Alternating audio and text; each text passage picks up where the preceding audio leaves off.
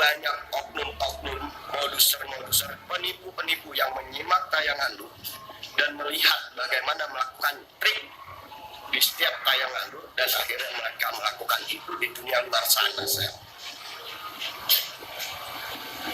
Jadi secara nggak langsung gue menyatakan, secara nggak langsung lu itu mengajari.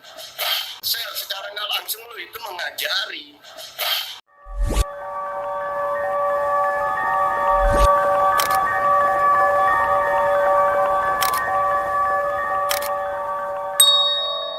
Dimana belum lama ini gue komen di salah satu konten terbarunya yang gue coba mengklarifikasi tentang makna dan harfiah dari kata kesaktian itu sendiri. Gue memberikan penjelasan bahwa sakti dan ahli itu beda, sementara sulap itu adalah keahlian. Jadi jangan katakan bahwa sulap itu adalah kesaktian, walaupun keduanya sama-sama berproses, pada intinya prosesnya berbeda. Akhirnya Marcel menjelaskan bahwa konten itu cuma maja sarkas plus entertain lah kalau nggak salah. Tapi gue balas lagi bahwa maja sarkas itu yang gue kopasin ya gue ambil dari Wikipedia. Pengertian maja sarkas itu adalah bentuk perumpamaan kata yang tujuannya untuk menyerang atau menyakiti seseorang atau orang lain. Nah, gue ngasih peringatan di sini untuk dia beristirahat dengan tanda kutip. Akhirnya itulah yang membuat gue tertarik untuk komentar di konten tersebut. Seperti orang ketahui, gue beberapa kali ya tampil di channelnya Pesulap Merah sebagai narasumber dan bintang tamu. Mungkin karena beberapa kali gue tampil di channel dia dan sebagai narasumber dia, mungkin ada beberapa lah rekan-rekan dari praktisi paranormal yang menganggap bahwa dia adalah masih menjadi bagian dari keluarga besar persaudaraan kembang. Tapi gue pernah mengklarifikasi hal ini, di mana gue menyatakan bahwa dia sendiri bukan bagian dari persaudaraan kembang. Mungkin dia pernah belajar dari salah satu alumni persaudaraan kembang, dari salah satu anak didik yang pernah gue didik. Dia belajar ke seseorang yang bernama Ferdi, ya gue sebut aja langsung karena konten ini khusus emang gue sampaikan ke dia. Nah, jadi secara nggak langsung mungkin ada keterikatan antara dia dengan persaudaraan kembang. Nah, dan ini akhirnya menimbulkan asumsi bahwa dia bagian dari kita gitu. Sementara buat menjadi bagian dari persaudaraan kembang ada syarat tertentu yang harus dipenuhi. Ini yang perlu digarisbawahi supaya semuanya paham. Karena munculnya asumsi-asumsi ini, akhirnya adalah beberapa rekan dari praktisi paranormal yang coba menghubungi gua, dan secara nggak langsung mereka memprotes, bang itu gimana anak buahnya, bang itu gimana gitu. Nah, jadi perlu gue sampaikan di sini sekali lagi, dia bukan anak buah gua, ya kan? Sekali lagi dia bukan anak buah gua. Oke, dan gua langsung aja to the point aja buat Marcel Radival, Pesulap Merah Indonesia. Beberapa kali lu ketemu sama gua, ya kan? Dan beberapa kali gua sampaikan tentang perkara masalah kode etik. Kode etik. Di mana gua juga mengingatkan lu tentang jangan sampai star syndrome, jangan sampai lu lupa diri, di mana akhirnya lu memenuhi semua keinginan fans lu, keinginan netizen lu, dan akhirnya lu lupa diri hingga akhirnya melupakan etika-etika yang ada dan beredar di masyarakat. Ini yang pertama ingin gue sampaikan ke lu, dan lu pasti tahu ini berapa kali gue sampaikan juga langsung ke lu, baik secara langsung maupun lewat komunikasi WhatsApp atau telepon ya terserah lu menganggap gue sebagai abang lu, saudara lu, sahabat lu, atau guru dari guru lu, itu terserah lu. Gue gak penting hal-hal seperti itu. Pastinya biar bagaimanapun awalnya gue mendukung tentang apa yang lu lakukan selama ini, awalnya gue support lu penuh. Kenapa? Karena secara gak langsung gue merasa ada yang meneruskan, dimana dulu jauh sebelum lu tampil, lu tahu sendiri bahwa gue sebegitu frontalnya memerangi para dukun yang menurut gua adalah oknum dan modus gitu. Tapi gua perlu mengingatkan di sini sama lu, Sel. Akhir-akhir ini, belakangan ini, gua melihat banyak banget kesalahan. Bukan berarti gua mencoba mencari-cari kesalahan lu, Sel. Dan lu tahu ini. Gua udah ngasih sedikit info lah sama lu yang lu tahu lah. Dan mungkin yang lain gak ada yang tahu, ya kan? Nah, dan gue juga udah tahu saat terakhir lu ketemu sama gue tanya sama lu, Sel, ada nggak selama lu melakukan membuat konten-konten tentang pembongkaran ini, bentuk teror dan lain-lain, lu menceritakan di situ bahwa banyak sekali teror-teror yang lu dapat, bahwa teror-teror itu malah sedemikian ininya apa luar biasanya hingga akhirnya membuat lu ya takut lah. Nah, karena lu akhirnya menelusuri bahwa ternyata benar dan ini lu sampaikan langsung ke gua gitu. Dan saat itu juga gua di konten lu kalau nggak salah gua sampaikan hati-hati buat yang lain, hati-hati buat yang ini, kalau umpama ini jangan sebut nama, jangan sebut label, karena pertama di Indonesia ada UU ITE, ya kan, jempolmu harimaumu. Bahkan Marcel juga menulis ini juga yang isinya menegur kepada seseorang lah supaya menjaga jempolnya supaya tidak menjadi senjata bumerang bagi mereka sendiri. Tapi gue ingetin lagi nih, Sel, menurut gue lu sendiri udah star syndrome, lu udah lupa diri. Gue mendapatkan satu kiriman screenshot yang isinya bahwa lu menyebut salah satu praktisi pelaku spiritual atau paranormal, ya. Dan secara nggak langsung gue juga kenal sama nama yang lu sebut ini.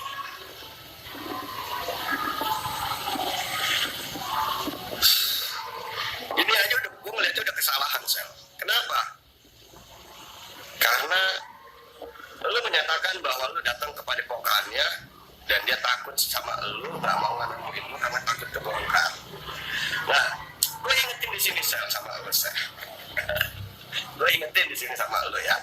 Tapi yang harus lu pahami di sini adalah bisa jadi orang itu males bermusuhan sama lu, males ngeladenin lu. Jadi bisa jadi dia bukan karena takut sama lu, tapi lu mengatakan itu adalah karena dia takut. Nah, terus lu mengatakan dia takut kebongkar. Nah, sekarang pertanyaan gua, sahabat lu, emang lu mau bongkar apanya? Selama ini lu menyatakan bahwa semua dukun adalah penipu. Dukun itu kalau nggak cabul ya penipu. Nah, sekarang gua tanya sama lu, saat lu mengeluarkan statement seperti itu bahwa semua dukun adalah cabul dan penipu, berarti lo mengklaim, lo memvonis, memukul rata semuanya seakan-akan dukun itu cabul dan penipu. Padahal di mata saat lo harus menyatakan dia penipu atau bukan, itu harus minimal ada 2 alat bukti yang sah. Lo boleh tanya ke teman-teman lo yang katanya pengacara, Sel. Mungkin selama ini lo berpikir lo bergerak, lu buat konten-konten disupport sama teman-teman lu yang katanya pengacara, jadi kalaupun ada apa-apa mereka bakal ngebantu lu. Tapi apakah lu pernah berpikir bahwa mereka yang lu serang selama ini juga punya pengacara atau tidak? Seharusnya lu berpikir seperti itu, Sel. Lu lupa diri, lu menganggap seakan-akan diri lu menang di atas segalanya, lu seakan-akan menganggap lu menang di atas angin. Nah, terus selama ini support dan dukungan yang lu dapat selain dari tim lu, mungkin dari para fans lu, dari para subscriber lu yang cuma mengatakan salut, mantap, keren dan lain-lain. Tapi sadar atau tidak lu sadari, kira-kira mungkin nggak dari sekian juta subscriber lu justru banyak oknum-oknum, moduser-moduser, penipu-penipu yang menyimak tayangan lu dan melihat bagaimana melakukan trik di setiap tayangan lu, dan akhirnya mereka melakukan itu di dunia luar sana, Sel. Jadi secara nggak langsung gue menyatakan, secara nggak langsung lu itu mengajari, walaupun lu memunculkan kalimat dengan bahasa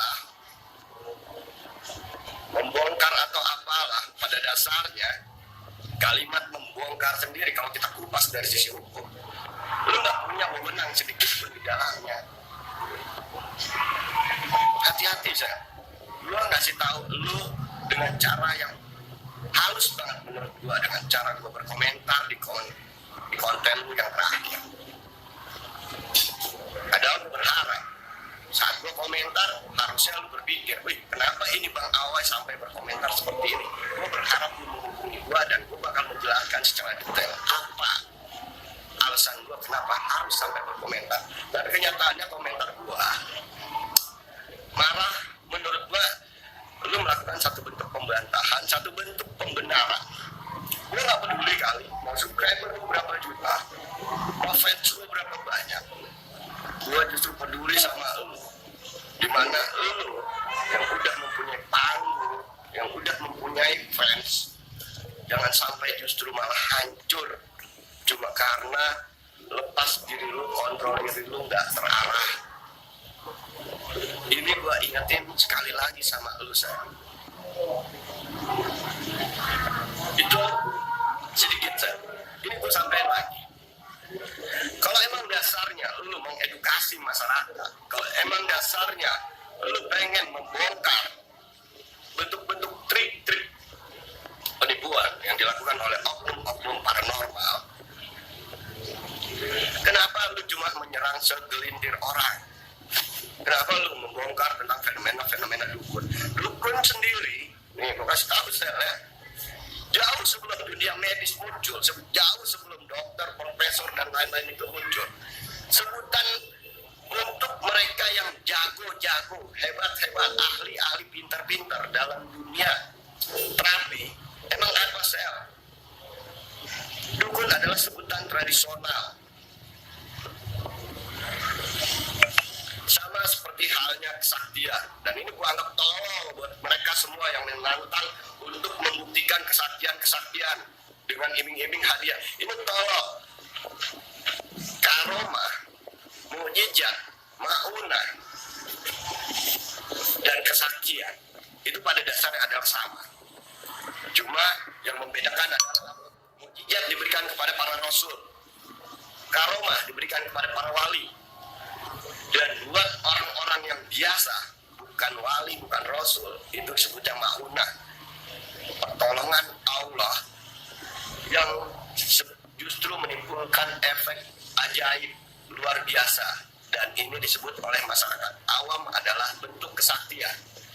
Baik mukjizat, karomah atau maunah itu bisa saja terjadi karena kehendak Allah. Tapi terjadinya cuma sekali.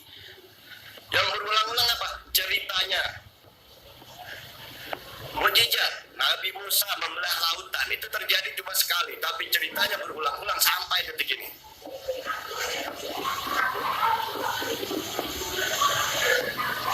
Karomah, di saat Sunan Kalijaga hendak berburu, di mana buah apa itu ya, buah pinang diubah menjadi emas, dan itu akhirnya yang membuat Sunan Kalijaga tersadar. Tapi itu juga cuma sekali, enggak setiap ketemu pohon pinang diketok jadi emas, diketok jadi emas. Ini karomah. Maunah juga sama, dan ini sering ditemui oleh para praktisi, para terapis, khususnya di Indonesia ya. Di mana mereka menemukan keajaiban-keajaiban saat menangani kliennya, menangani pasiennya, muncul keajaiban-keajaiban. Tapi itu cuma dilakukan dan terjadi cuma sekali. Ceritanya yang berulang-ulang. Jadi tolol banget kalau ada orang nantangin, terutama yang dari Australia, yang katanya memberikan hadiah $100.000 buat yang bisa membuktikan. Ini tolol banget gitu loh. Karena ini cuma sekali, ceritanya yang berulang-ulang. Kesaktian itu nggak bisa diulang-ulang. Dan gue tahu bahwa fenomena kesaktian yang ditampilkan berulang-ulang itu udah pasti gimmick, itu udah pasti alat sulap. Jadi sekali lagi gue minta jangan samakan kesaktian itu adalah sebuah permainan sulap. Enggak, ini ada benar-benar, karena kita yakinilah sebagai umat beragama bahwa masih ada kehendak Allah. Allah yang maha berkuasa bisa menjadikan apapun seketika. Kun fayakun, jadilah maka jadilah. Iya. Jadi gue ingetin sekali lagi, tolong sel, jangan lu pukul rata, jangan lu anggap kesaktian itu nggak ada. Lu mencari-cari pembuktian, sementara mereka yang tertantang untuk datang menemui lu, membuktikan itu karena udah lu tonton tayangannya, udah lu saksiin, udah lu pelajarin, dan lu udah melakukan konsul sharing ke beberapa praktisi lainnya. Ya salah satunya ke gua dan ke beberapa orang yang gua juga tahu kalau lu juga sering sharing sama dia pada. Hingga akhirnya lu menemukan titik, oh ini, bahwa inilah sebenarnya ini, baru lu berani nantangin. Andai kata tantangan yang lu buat tanpa lu lihat dulu tontonannya, tanpa lu simak dulu tayangannya, apakah lu bisa membedahnya, Sel? Gue pribadi kadang tertarik, Sel, buat nantang lu. Ayolah, sama gue ketemu, tanpa gue bikin tayangan dulu, tanpa lu harus melajarin dulu, lu bedah apa yang lu mainkan. Gue seperti ini permainan, tapi lu bedah apa yang lu mainkan. Apa lu berani, Sel? Ingat, Sel, di atas langit masih ada langit. Lu lupa diri, dan gue sekali lagi memperingati lu, mengingatkan lu. Dan demi Allah, demi Rasulullah, Sel, saat ini gue sedikit khawatir tentang diri lu. Kenapa, Sel? Kemarin gue dapat screenshot, sekali lagi gue dapat screenshot. Intinya lu menyebut salah satu tokoh agama, ulama, tokoh ormas juga, yang seakan-akan dia takut sama lu karena lu datengin padepokannya. Kenapa gue berpikir seperti itu? Karena biar bagaimanapun dia tokoh agama, dia punya pesantren, dia juga salah satu pimpinan ormas besar di Indonesia. Jangankan buat ketemu dia, jangankan buat ribut sama dia, lu ngadepin anggota dia, anak buah dia aja lu udah belum tentu sanggup, Sel. Anak buahnya gue yakin bakal pasang badan sama lu, tapi lu lupa diri. Lu dengan ego, lu dengan sombong, lu dengan congkak, lu menyatakan seakan-akan lu super power. Dia takut sama lu, dan dia ini, dia sahabat gue juga, Sel. Lu boleh buka kitab Mutafaqih Alaih. Di situ jelas bahwa kita tidak, sesama muslim itu tidak boleh saling memusuhi, saling membelakangi, saling menghasut. Bersaudara karena Allah. Dan haram hukumnya bagi sesama muslim untuk tidak bicara selama 3 hari. Ini selama 3 hari nggak bicara aja haram, saya. Tapi secara nggak langsung, karena kepopularitasan lu, karena star syndrome lu menaruh genderang perang, dan lu nggak sadar, Sel, dari hasil-hasil di screenshot yang dikirim ke gua, itu secara nggak langsung gua ngebacanya apa? Mereka mencari titik kelemahan lu, mereka mencari momen di mana lu benar-benar bisa terjerat secara hukum. Gue ngingetin lu kali, dan gue komentar, dan gue berharap lu ngubungin gue. Lu tahu gue gak berharap popularitas, dan lu tahu jauh sebelum lu melakukan hal seperti ini, gue udah melakukannya. Dan gue tahu apapun yang gue sampaikan saat ini, lu gak bakal bisa ngebantah, ya.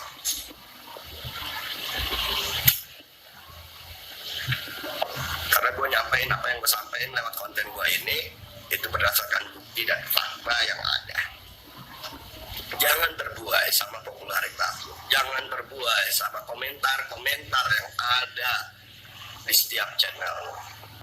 Kalau lu memang ingin berdakwah dengan cara meluruskan akidah tauhid, mereka yang menyimak tayangan-tayangan lu, harusnya lu tidak menyerang seseorang.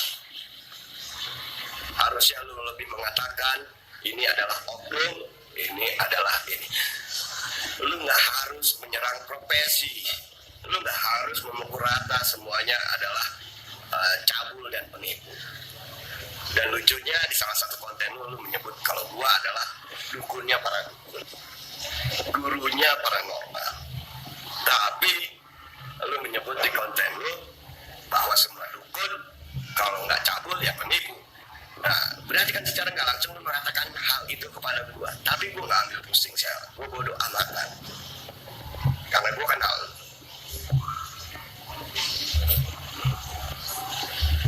Cuma kali ini gue harus berkomentar. Dan tujuan gue bukan buat gimana-gimana sama lu. Gue peduli sama lu. Dari titik 0 sampai titik saat ini, perjuangan lu gak sedikit. Jangan hancurkan itu cuma karena lu lupa diri. Perbaiki kata-kata lu. Lebih beretika dalam setiap membuat konten lu. Dan pastinya selalu jaga adab lu. Mereka yang lu cap moduser, mereka yang lu cap sebagai penipu, itu belum tentu, karena itu asumsi pikiran lu sendiri. Pertanyaan gua cuma satu, mereka lu cap sebagai moduser, mereka lu cap sebagai penipu, apakah lu ada bukti? Apakah ada laporan ke pihak yang berwenang bahwa mereka melakukan penipuan, mereka melakukan modus-modus? Nggak ada bukti. Dan semua juga banyak yang tahu tanpa harus lu jelasin bahwa tayangan-tayangan mereka cuma sekedar entertain, sekedar hiburan. Tapi gue tetap melihat sisi baiknya, di mana tayangan itu pada intinya adalah mengajarkan bahwa tidak ada kekuatan lain yang bisa mengalahkan kekuatan Allah. Di salah satu tayangan yang misalnya selalu tempur dengan dukun-dukun santet. Jadi mau sesakti apapun, sehebat apapun ilmunya, saat bertemu dengan ilmu Allah, itu tidak akan bisa dikalahkan ilmu Allah. Ini pesan terselubung yang gue tangkap dalam setiap konten yang ada. Daripada intinya, justru mereka secara nggak langsung meluruskan, mengirim pesan terselubung yang direpetisi berulang kali hingga akhir kan. Insya Allah bakal banyak yang menyimak ini karena menerima repetisi-repetisi bahwa ilmu Allah itu luar biasa. Akhirnya bakal banyak yang lebih mantap keyakinannya. Tapi gue justru malah berpikir saat lo dengan tayangan-tayangan lo yang menampilkan ini trik, ini trik, ini trik, ini trik, itu repetisi tentang trik, justru akhirnya bakal banyak yang paham tentang trik. Taruhlah subscriber lo 1 juta sekian, penduduk Indonesia berapa juta, dan apa lu bisa jamin semua subscriber lu itu bakal jadi orang yang benar? Belum tentu. Bisa aja dari sekian banyak subscriber lu, justru para pemain, justru para moduser, justru para penipu yang coba belajar tentang trik-triknya lewat konten-konten lu. Jadi jangan pernah merasa diri paling benar, jangan pernah merasa diri paling hebat. Sel, sekali lagi gue sampein. Dan kalau lu gak terima sama ocehan gua, celotehan gua, entah lu, entah fans lu, ya mau silakan. Tapi coba berpikir secara waras, secara tenang, apa yang gua sampein ini apa adanya. Dan ini karena kepedulian gua sama lu, Sel.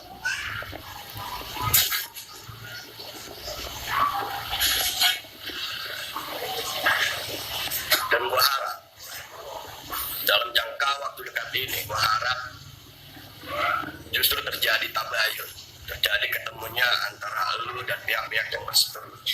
Gua bersedia menjadi perantara, menjadi media, menjadi penengah tanpa berpihak kepada siapapun.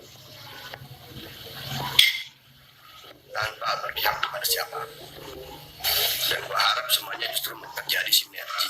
Saat lu paham tentang Trija dan mereka paham tentang spiritual, saat ini digabungkan trik plus spiritual, itu jadi satu pemahaman yang luar biasa. Tanpa harus merasa satu sama lain saling hebat, Indonesia bakal damai, akur kayak begini. Dunia tayangan saling mendukung tanpa saling menjatuhkan. Ini wow, luar biasa banget malah justru. Bukan lagi berebut subscriber, bukan lagi berebut tepuk tangan, bukan lagi berebut yang namanya komentar mantap, keren, lanjutkan. bla bla bla, bullshit lah berdua semua itu. Tapi justru gue berharap semuanya saling support, saling dukung. Si A subscribernya sekian juta, si B sekian juta. Kalau lu bersatu, subscriber si A otomatis jadi subscriber lu. Subscriber lu otomatis jadi subscriber dia. Dan jumlah subscriber kalian pasti jadi bertambah. Penghasilan kalian pasti lebih bertambah. Indonesia lebih damai tanpa harus ada orang-orang yang merasa paling benar. Apakah ini nggak lebih baik gitu loh? Kenapa sih harus saling bermusuhan? Kenapa harus saling menjatuhkan? Kenapa harus merasa saling benar? Lebih benar dan paling benar. Dan pesan gue terakhir, Sel, kalau lu nggak paham juga apa yang gue sampaikan, turunlah lu sekali-kali jadi seorang praktisi, jadi seorang terapis. Di sana lu bakal menyaksikan apa yang gue katakan maunah, dan menurut orang-orang awam itu adalah kesaktian. Di sana lu bakal nanti saat perjalanan lu menjadi seorang praktisi terapi, lu bakal menemukan keajaiban-keajaiban yang lu sendiri sebenarnya nggak paham kenapa keajaiban itu muncul. Tapi orang-orang bakal menceritakan keajaiban itu bahwa itu adalah kesaktian lu. Dan akhirnya lu bakal paham bahwa hal itu nggak bisa dibuktikan sesuai dengan tantangan-tantangan lu selama ini. Jangan jadi pesulap doang, Sel. Kalau lu mau jadi pesulap, ya bongkar udah di dunia sulap. Walaupun gua akuin di dunia paranormal itu banyak banget pesulap-pesulap yang jadi paranormal. Dan banyak juga paranormal yang memainkan sulap supaya punya kelebihan, punya kehebatan. Tapi tidak sedikit paranormal yang benar-benar tulus menolong, membantu sesama dengan pemahaman spiritualnya, hingga akhir yang mereka menimbulkan satu bentuk fenomena kesaktian yang gue sebut maunah tadi. Nah, kalau ini udah terjadi, justru ya udah terjadi atas kehendak Allah. Jadi jangan berharap untuk melakukan pembuktian.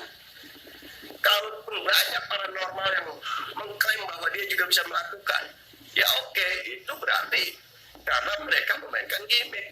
Nah, edukasi yang benar adalah lu harus menjelaskan secara detail. Lu jangan memukul rata semua modus, semua penipu, semua cabul. Gila, biadab banget kata-kata lu, Sel. Malah lu mengatakan salah satu ustad, ya kan, yang tadi gua sebutin, itu sama golongan penipu dan golongan modus. Secara nggak langsung lu mengatakan begitu dengan bahasa lu datang pada pokoknya dan pengen membongkar dia, seakan-akan dia modus, seakan-akan dia penipu. Ustad lo, Sel, dia.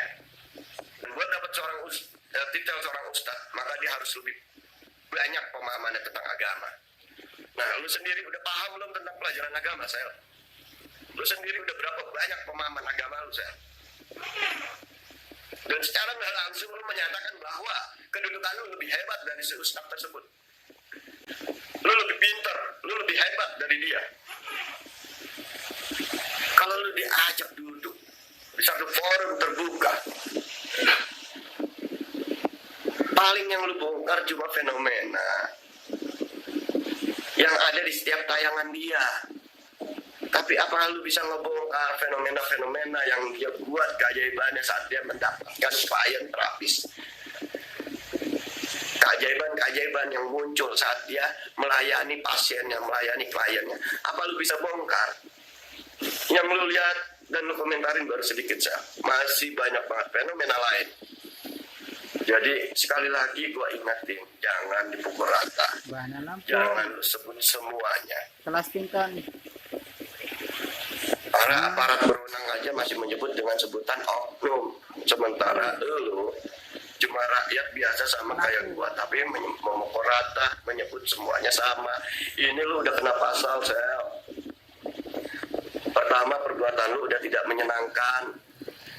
Dan apakah lu nggak sadar bahwa masih hebat dan baik banget mereka tidak melaporkan lu ke pihak yang berwajib atas perbuatan lu? Seharusnya lu sadar diri. Justru harus ya lu meminta maaf. Udah kesalahan ngomong, udah keceplosan ngomong, jari-jari lu udah liar, tapi lu malah makin jadi.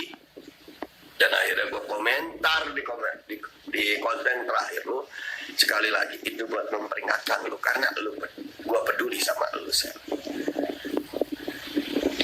Jadi gue harap lu renungin semua perkataan gue dari awal sampai akhir konten ini.